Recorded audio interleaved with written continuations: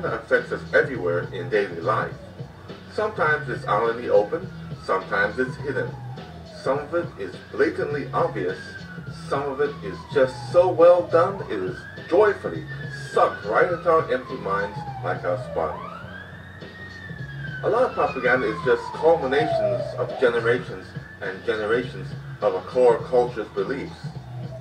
Sometimes, lots of propaganda is put out there to confuse us, but the idea behind that is hopefully for some of it to stick if a lot is thrown. Many people take whatever they hear from the government or a large group of people with authority as fact. People believe and obey what the government says because the government has their people basically under mind control. This mind control is the faith and trust that we put in our government by believing that they always know and will do what is best for our country. We are so influenced by what the higher authority says that we feel no need to think for ourselves completely because we have a father-like figure that is looking out for and basically doing the thinking for us. This faith and trust in the government is abused when officials want to do something unethical or risky compared to the social norms. Propaganda is used as a means to evade public flack and even get their support. This is why we should not only rely on the government to tell us everything we want to know about controversial topics, because we will only get one side of it. Like our speaker, Dr. Oliver Boyd Barrett, wrote in The Second Casualty, "When it comes to wartime, always question what the government is actually telling you, because most of the time it is a lie. Though all propaganda may not be lies, most are aimed to make sure hidden agendas by the government are successful in their objectives."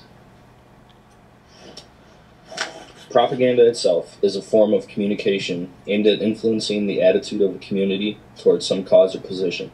Propaganda is mutually defined as a systematic form of purposeful persuasion that attempts to influence the emotions, attitudes, opinions, and actions of specified target audiences for ideological, political, or commercial purposes through the controlled transmission of one-sided messages, which may or may not be factual, via mass and direct media channels.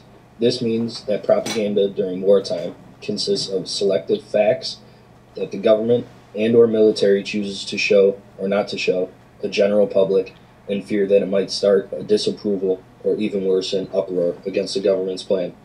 The government will lie and by omission in order to get away from telling or showing the media what is actually going on.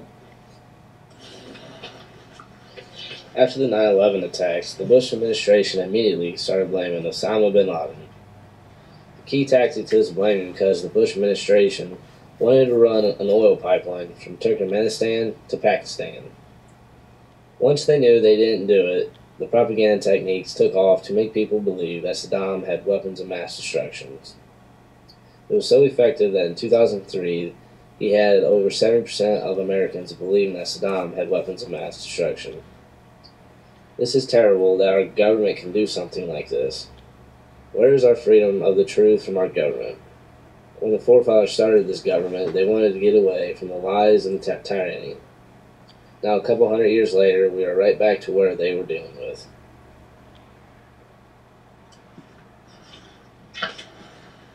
The use of propaganda during the Bush administration was appalling. There were cases where Bush administered the invasion of Iraq even before he took office. Another case was when the White House officials used repetition and misinformation, in other words, lying by omission, in order to make it seem like Iraq was behind the September 11th terrorist attacks. There was another case when the U.S. government also forged documents and showed them to the press, so it seemed like the Iraqi people had banned weapons. These are just some of the more recent events of propaganda. Propaganda has been around since the Roman Empire and was used by Julius Caesar to gain power, as well as other powerful people in history, like Hitler. This technique is used, and it proves to be effective because people choose to believe what their government tells them.